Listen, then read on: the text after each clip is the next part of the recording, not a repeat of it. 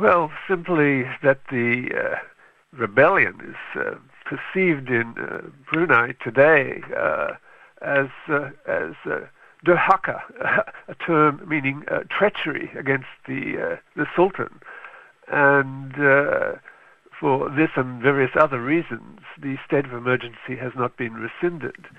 And neither has Brunei revived the parliament that was promulgated according to the 1959 Constitution.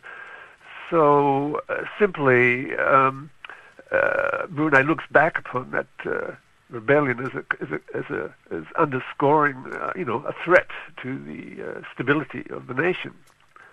But that threat, of course, no longer exists 50 years on now. Is the tolerance of this state of emergency tied up in the public's view of the ruler? Well, simply for various reasons, there has been no challenge to the status quo in Brunei. The legitimacy of the Sultanate, of course, stems from its windfall oil revenues, which the Sultanate, passes out to its subjects. So no challenge has really been mounted to the Sultan. And why should people do so? They are basically they are middle class. They are satisfied with the status quo.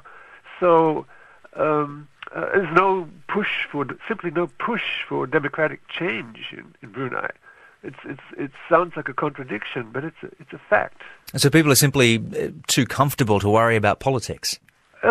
Pretty much so. I mean, occasionally there are two token opposition parties, but they have no seats in any institution, so they're marginalized. People can vent their anxieties and letters to the editor or through rumor, so-called lying, and these days, of course, through internet. But that's about as far as any murmur of discontent goes. So if politics isn't a huge concern, or at least further democratisation isn't much of a concern amongst the public, and they're fairly economically comfortable, what are some of the main issues that the nation of Brunei faces? Well, for the Sultan himself, protected by two battalions of Gurkhas. I mean, he's commander-in-chief of the armed forces, so he's pretty much neutralized any threat of, say, coup d'etat on the one hand. But on the other hand, radical Islam always poses a challenge to these kind of Islamic monarchic establishments. But on the other hand, progressively, the Sultanate has Islamized over the last 20 years as a way of neutralizing any kind of Islamic or Islamicist challenge. And neither has the Arab Spring contagion really entered into the equation in Brunei either. As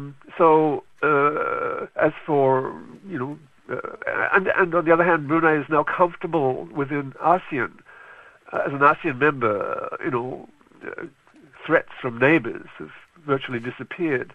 And looking ahead, Brunei will chair the ASEAN summit from next year, further giving it legitimacy within ASEAN and the region. So, as you mentioned, though, the source of the Sultan's wealth is the country's oil reserves, and thus the stability that stems from that. How long is this going to last? How long will the oil last? Well, that's a state secret, and it's an oil company's secret, but it's always been put around that, 15 years more reserves remain. But as the technology for deeper sea exploration and development expands, so probably the pool of reserves expands. So nobody really knows. Moreover, Brunei Darussalam has reaped the benefits of fairly high oil prices in recent years. Moreover, it's locked into long-term contracts 15-year contracts with its major markets and clients, Japan, Korea, and now China. So it looks good, but it could be. It is vulnerable. It's, of course, oil and gas is a finite reserve. So Brunei simply has to manage its sovereign wealth in clever ways, and that does pose a doubt into the medium term. Yes.